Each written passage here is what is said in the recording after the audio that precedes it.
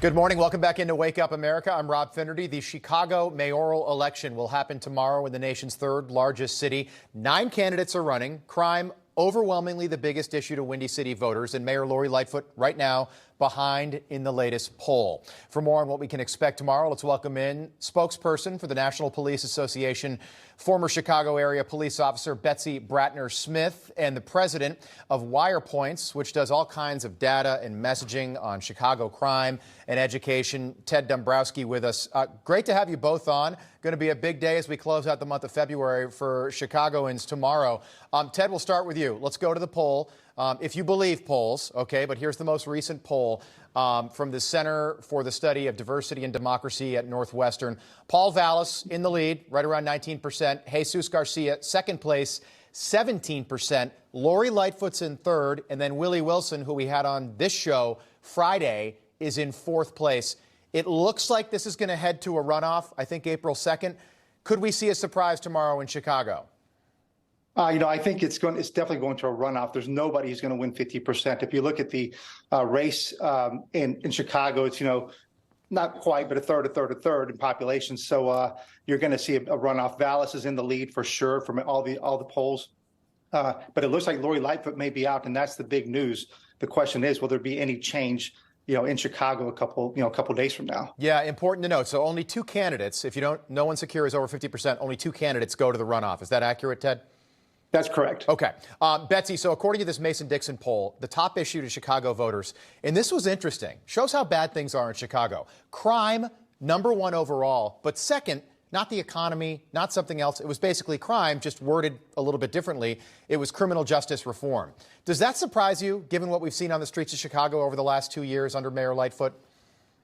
Well, it doesn't surprise me at all because, what we have is people, they're not just tired of day-to-day crime happening in their neighborhoods and seeing it on the news. They had 800 homicides in 2021, a 25-year record. But when we talk about criminal justice reform, again, that's Mayor Lori Lightfoot telling the Chicago Police Department that you can't do foot pursuits and you can't pursue people in vehicles, and we're going to indict you or fire you or whatever for doing your jobs. She also won't, and remember, she's a former prosecutor. People had a lot of hope for her 4 years ago, but she refuses to really take on Kim Foxx, the Cook County prosecutor, who really refuses to prosecute most of the serious gun crime in Chicago. So I think people in Chicago are waking up to seeing that it's not just the day-to-day crime, but it's what's being done about that crime, not by the Chicago Police Department, who's trying to do their jobs, but by the prosecutor's office in Cook County. Yeah, great point. Mayor Lightfoot does not have the support of the Chicago Police Department in this race. So odd years, Ted, are usually off years. Lori Lightfoot, with an interesting message last week, she told people not to go out and vote on Tuesday. Take a listen. If you want them controlling your fate and your destiny, then stay home. Then don't vote.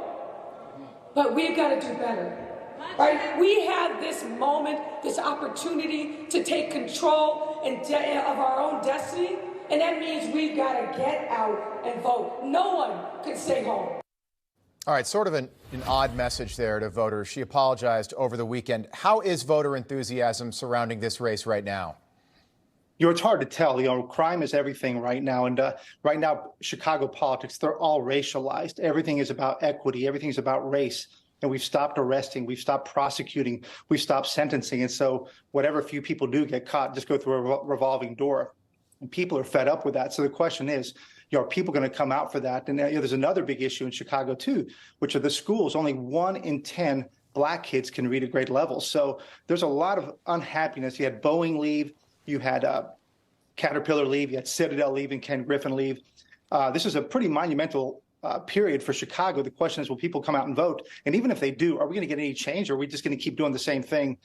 Sadly, that's what a lot of people think. Yeah, you think about Michigan Avenue, how beautiful that shopping area is, the Miracle Mile in downtown Chicago. A third of retail stores have left over the last 4 years. Some of that, yeah, COVID-19, but some of it is crime, and they just can't do business in a place where crime is so bad, Betsy. Here are the numbers. So Chicago under Mayor Lightfoot, basically 2019 to present day. Murder up 82%, robbery robbery up 33%, theft 24%, motor vehicle theft 333%. That would be enough to get me to go out and vote against Mayor Lightfoot if I lived in Chicago. Well, absolutely. You know, I talk about this all the time. I got my kids to leave the city of Chicago. They were proud Chicago residents. Right. But here's the thing. In Chicago, everybody knows that there are certain neighborhoods where crime is going to be high. Now it's the entire city. And that's why Lightfoot is having a problem. You know, she got a lot of support 4 years ago on the north side. You know, people thought, former prosecutor, she's going to do a great job. And that's where we're seeing Paul Vallis really have a much bigger lead. So I do believe Lightfoot knows, and you see it in her campaign events. She is desperate. I'm not even sure she's going to make the runoff. I personally hope that she doesn't. But crime is everything in Chicago, as well as a failing school system. And I think people are finally ready for change. All right. It's going to be interesting to see how this plays out tomorrow. The Magnificent Mile, downtown Chicago, not a place where you expect to see, certainly not violent crime, but we have under Mayor Lightfoot. Betsy Bratner-Smith, Ted Dombrowski, thanks so much for joining us. All eyes will be on the Windy City tomorrow. Thank you. A lot more coming up this morning here on Wake Up America. Don't forget to download the Newsmax app.